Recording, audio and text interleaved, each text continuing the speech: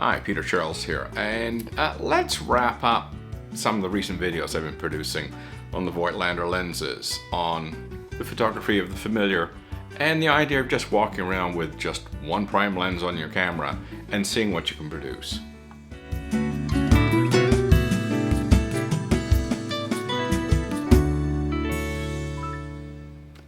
Okay, yesterday morning I went out to Port Dover. I go there frequently for various types of photography.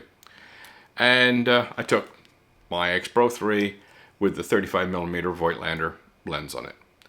That's it. That's all it took. And I try to make the best of that limitation, which is what the idea is: to limit yourself as much as possible, simple a rig as possible, and go over the familiar and see if you can produce some pleasant images out of it. So I've got some images up on the computer right now. We'll go through them and then we'll have a little wrap up. Okay, went out to Port Dover. It's one of my usual haunts for photography. I took the X Pro 3 and the Voigtlander 35mm f1.2. The camera was set to Acros film simulation, so I'm shooting black and white JPEGs. I left everything on manual at ISO 400, as the lighting conditions are quite variable with the cloudy conditions.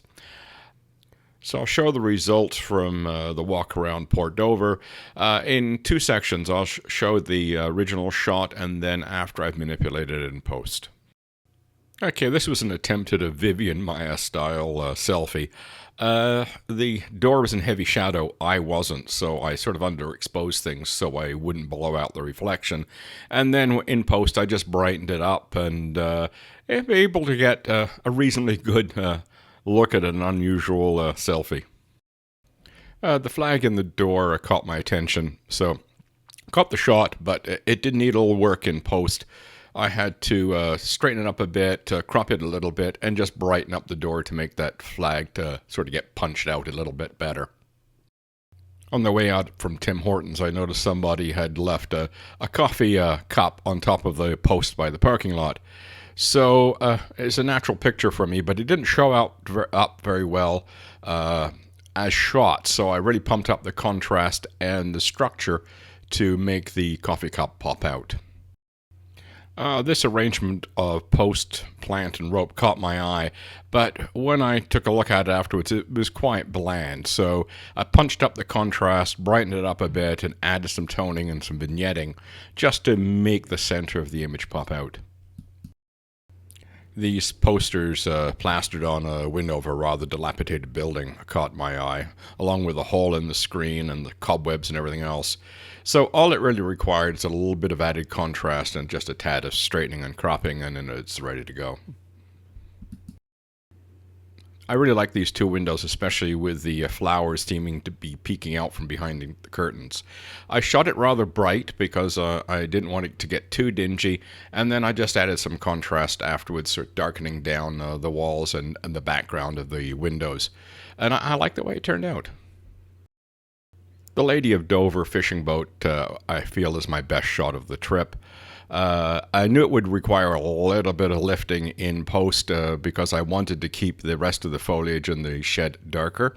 And I've just brightened it up, added a bit of vignetting and a little bit of toning. And I really like the way this came out. This was a keeper for me. Okay, there you go. As I've said in other videos, they're not going to go up in any gallery walls anytime soon. But they do give you an idea what can be produced simply by walking around with a very, very simple rig like this. X Pro 3, Voigtlander 35mm lens, manual focus, and I'm just walking around seeing what's available. I mean, I've walked these streets many, many times. I know every building and every corner, and to find something new when I go out. And that's the challenge, to do something different.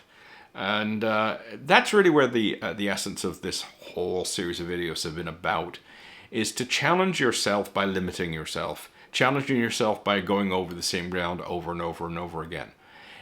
Creativity is like a muscle that has to be exercised.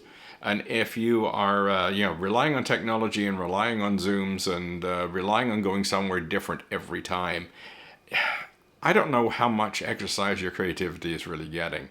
Now, I say this is from the enthusiast standpoint, not the pro. The pros don't have this problem. But for us, especially if we're only, getting our cameras out once a week, once every 2 weeks. Yeah, you need to keep exercising that creative muscle. And this is the way to do it. So, take a walk downtown, grab just a camera body and a prime lens, and have at it. Cheers.